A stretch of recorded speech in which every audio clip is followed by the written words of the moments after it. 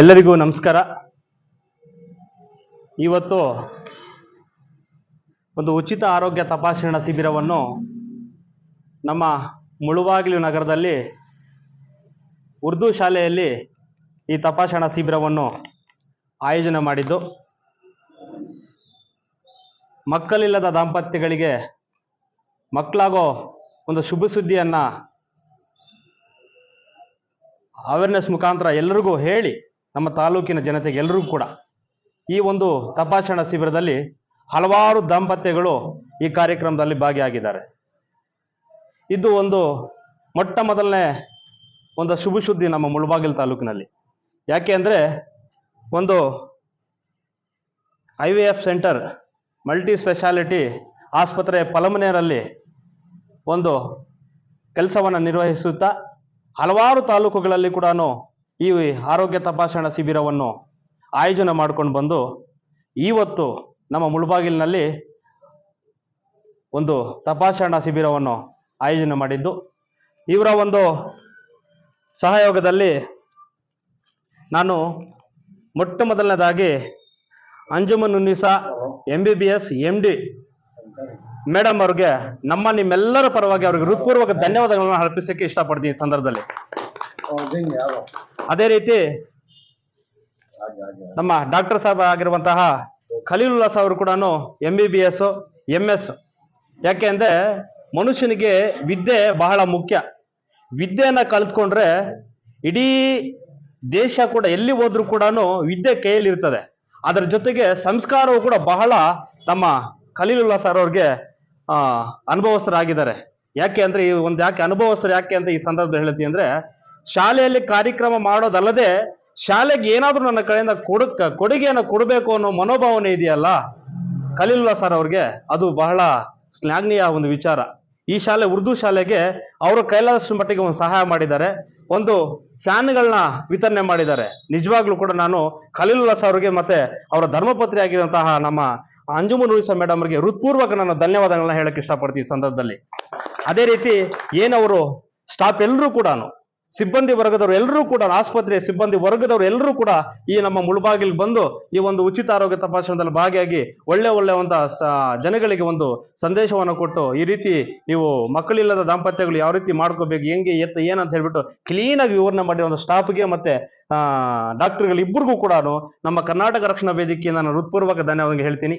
ಯಾಕೆ ಅಂದ್ರೆ ದರ್ಗಾ ಆಗಿರ್ಬೋದು, ದೇವಸ್ಥಾನಗಳಾಗಿರ್ಬಹುದು, ಒಂದು ಅರಿಕೆ ಆಗಿರಬಹುದು, ಎಲ್ಲರ ಹತ್ರನೂ ಕೂಡ ಹೋಗಿ ಈ ಒಂದು ಮದುವೆ ಆದ ನಂತರ ಸ್ವಲ್ಪ ಜನ ಮಕ್ಕಳಾಗಿರಲ್ಲ, 4 ವರ್ಷ 5 ವರ್ಷ 10 ವರ್ಷ 20 ವರ್ಷ 30 ವರ್ಷ ಈ ಒಂದು ಹಳ್ಳಿಗಳಲ್ಲಿ ಕೂಡ ಪಾಪ ಮಕ್ಕಳಿಲ್ಲ ಅಂದ್ರೆ ಒಂಥರ ಒಂದು ಭಾವನೆಯಲ್ಲಿ ಇಟ್ಕೊಂಡು ನೋಡ್ತಿರ್ತಾರೆ. ಯಾವುದೋ ಒಂದು ಶುಭ ಸಮಾರಂಭಕ್ಕೆ ಹೋಗೋಕೆ ಒಂದು ಇಷ್ಟ ಆಗಲ್ಲ, ಮಕ್ಕಳಿಲ್ಲ ಹೆಂಗ್ ಕರೆಸೋದು ಅಂತಾರೆ. ಅದರಿಂದ ವಿಶೇಷವಾಗಿ ನಮ್ಮ ಇವರ ಒಂದು ಮಾರ್ಗದರ್ಶನದಲ್ಲಿ ಪಲಂನಲ್ಲಿ ಇರುವಂತಹ ಆಸ್ಪತ್ರೆ ಮಲ್ಟಿ ಸ್ಪೆಷಾಲಿಟಿ, ಯಾಕೆ ಇಂಟರ್ನ್ಯಾಷನಲ್ ಒಂದು ಅಲ್ಲಿನ ಒಂದು ಏನು ಆಸ್ಪತ್ರೆಯಲ್ಲಿ ಏನೇನೋ ಐಟಮ್ಸ್ ಹೌದು ಇಂಟರ್ನ್ಯಾಷನಲ್ ಇಂದ ತರಿಸಿ ಒಂದು ಮಲ್ಟಿ ಸ್ಪೆಷಾಲಿಟಿ ಪಲಂನಲ್ಲಿ ಹೆಚ್ಚಾಗಿ ಇದರಲ್ಲಿ ಒಂದು ಮಕ್ಕಳಿಲ್ಲದ ದಾಂಪತ್ಯಗಳಿಗೆ ನಾನು ಕೇಳ್ಪಟ್ಟಿದ್ದೀನಿ. ನಮ್ಮ ಬೈಪಲ್ಲಿಯಲ್ಲಿ ಒಬ್ಬ ದಾಂಪತ್ಯಗೆ ಅವರು ಪ್ರೆಗ್ನೆನ್ಸಿ ಆಗಿದ್ದಾರೆ, ಅದೇ ರೀತಿ ನಂಗ್ಲಿಯಲ್ಲಿ ಕೂಡ ಆಗಿದ್ದಾರೆ. ಅದು ಬಿಟ್ಟು ಶ್ರೀನಿವಾಸಪುರ ತಾಲೂಕಲ್ಲಿ ಕೂಡ ನನಗೆ ಗೊತ್ತು ಮಟ್ಟ ಮಾಹಿತಿ ಬಂದಾಗ ನಾನು 2-3 ಮಕ್ಕಳೆಲ್ಲ ಆಗಿದ್ದಾರೆ. ಆದ್ರಿಂದ ನಮ್ಮ ಮುಳಬಾಗಿಲು ತಾಲೂಕಲ್ಲಿ ನಾನು ಮನವಿ ಮಾಡ್ಕೊಳ್ಳೋ ಜನರಲ್ಲಿಗೆ, ಯಾರಿಗೂ ಮಕ್ಕಳಿಲ್ವೋ ದಯವಿಟ್ಟು ನಮ್ಮ ಮಲ್ಟಿ ಸ್ಪೆಷಾಲಿಟಿ IVF ಸೆಂಟರ್ ಪಲಂನೇರಲ್ಲಿ ಒಮ್ಮೆ ಭೇಟಿ ಕೊಡಿ. ಇಂತಹ ಒಂದು ಕಾರ್ಯಕ್ರಮದಲ್ಲಿ ನಮ್ಗೆ ಒಳ್ಳೆ ರೀತಿ ಮೂಡು ಬಂದಿದೆ. ಇವತ್ತು ನಾನು ಅವ್ರಿಗೆ ಹೃತ್ಪೂರ್ವಕ ಸ್ವಾಗತವನ್ನ ಈ ಸಂದರ್ಭದಲ್ಲಿ ಹೇಳ್ತೀನಿ. ಈ ವಿಷಯದಲ್ಲಿ ನಮ್ಮ ಮಾಜಿ ನಗರಸಭಾ ಸದಸ್ಯರಾಗಿರುವಂತಹ ನಯಾಜಣ್ಣನವರು, ಈ ಶಾಲೆ SDMC ಅಧ್ಯಕ್ಷರಾಗಿರುವಂತಹ ಜಮೀಲ್ ಅಣ್ಣನವರು, ನಮ್ಮ ಜುಬೇರ್ ಅವರು, ಅಕ್ಮಲ್ ಖಾನ್ ರವರು, ವಸೀಂ ರವರು, ನಮ್ಮ ಡಾಕ್ಟರ್ ಆಗಿರುವಂತಹ ನಾಯಕರ್ ಸರ್ ಅವರು, ಇವರು HIV ಬಗ್ಗೆ ನಿಜವಾಗ್ಲೂ ಕೂಡ ಇವ್ರಿಗೂ ನಮ್ಗೆ ಹೆಮ್ಮೆ ಆಗುತ್ತೆ. ನಮ್ಮ ತಾಲೂಕಿನಲ್ಲಿ HIV ಬಗ್ಗೆ ನೀವು ಯಾವ ರೀತಿ ಹೆಂಗೆ HIV ಬಂದಾಗ ಮನುಷ್ಯನ ಕಡೆಗಣಿಸಿ ನೋಡುತ್ತಿರ್ತಾರೆ. ಆದ್ರಿಂದ ಅವರು ಕೂಡ ಮನುಷ್ಯರೇ ಅನ್ನೋ ಒಂದು ಭಾವನೆ ಇಟ್ಕೊಂಡು ನಮ್ಮ ನಾಯಕರ್ ಸರ್ ಅವರು ಒಳ್ಳೆ ರೀತಿಯಲ್ಲಿ ಎಲ್ಲರಿಗೂ ಕೂಡ ಅವೇರ್ನೆಸ್ ಮೂಡಿಸಿರ್ತಾರೆ. ಅವ್ರ ಜೊತೆ ನಾವು ಕೂಡ ಭಾಗಿ ಕಾರ್ಯಕ್ರಮಗಳನ್ನ ಮಾಡಿದ್ರಿ.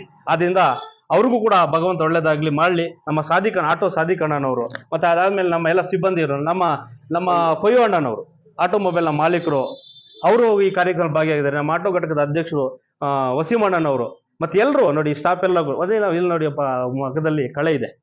ಏನೇ ಕಾರ್ಯಕ್ರಮ ಮಾಡಿದಾಗ ಕಳೆ ಬೇಕ್ರಿ, ಮನುಷ್ಯನ ಅಟ್ರಾಕ್ಷನ್ ಬೇಕು. ಅಟ್ರಾಕ್ಷನ್ ಹೇಳ್ಕೊಂಡ್ರೆ ಮನುಷ್ಯ ಏನೇದಕ್ಕೂ ಮನಸ್ಸಲ್ಲಿ ಇರೋದು ಬೇರೆ ಹೋಗಿ ನಾವು ಹೇಳಬೇಕು ಅಂತ. ಆ ಒಂದು ಕಲೆ ನಮ್ಮ ಸಿಬ್ಬಂದಿಯಲ್ಲಿ ಇದೆ. ಪಲ್ಲಂನೇರು ಹಾಸ್ಪಿಟ್ಲಿನ ಎಲ್ಲಾ ಸಿಬ್ಬಂದಿಯರು ಕೂಡ ಆ ಕಲೆ ಇದೆ.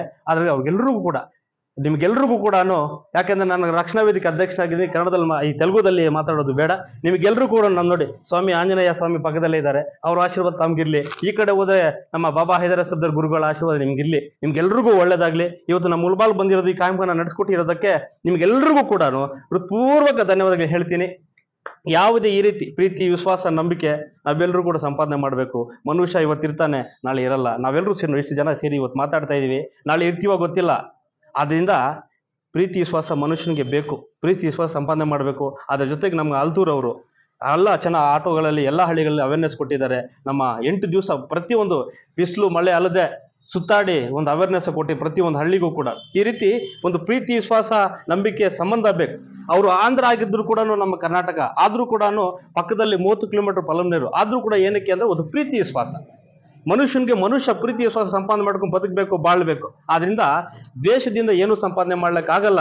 ಪ್ರೀತಿ ವಿಶ್ವಾಸದಿಂದ ಮಾತ್ರನೇ ಸಂಪಾದನೆಗೆ ಈ ಪ್ರೀತಿ ವಿಶ್ವಾಸದಿಂದನೇ ಸಂಪಾದನೆ ಮಾಡ್ಬೇಕು. ಆದ್ರಿಂದ ಎಲ್ಲರೂ ಚೆನ್ನಾಗಿರೋಣ, ಅವ್ರಿಗೆಲ್ರಿಗೂ ಒಳ್ಳೇದಾಗ್ಲಿ. ಮಗದೊಮ್ಮೆ ಎಲ್ರಿಗೂ ಅಂತ ನಮ್ಮ ಖಲೀಲುಲ್ಲಾ ಅವ್ರಿಗೆ ಮತ್ತೆ ಧರ್ಮಪತ್ನಿ ಅವ್ರಿಗೆ ಮತ್ತೊಮ್ಮೆ ಆ ಭಗವಂತ ಸುಖ, ಶಾಂತಿ, ನೆಮ್ಮದಿ, ಐಶ್ವರ್ಯ, ಆರೋಗ್ಯವನ್ನು ಕೊಟ್ಟು ಕಾಪಾಡಲಿ.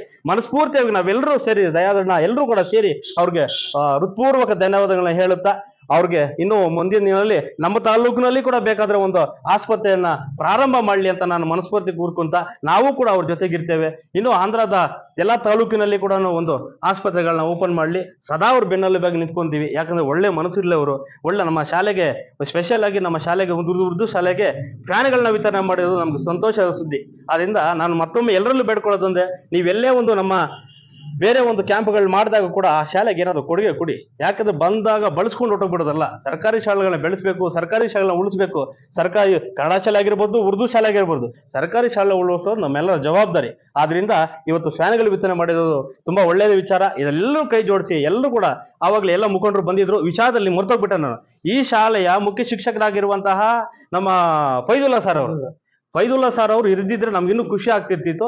ಅವರೆಲ್ಲೋ ಪಾಪ ಬೇರೆ ಕಡೆ ಎಲ್ಲೋ ಒಂದು ಪ್ರವಾಸದ ಮೇರೆಗೆ ಹೋಗಿದ್ದಾರೆ.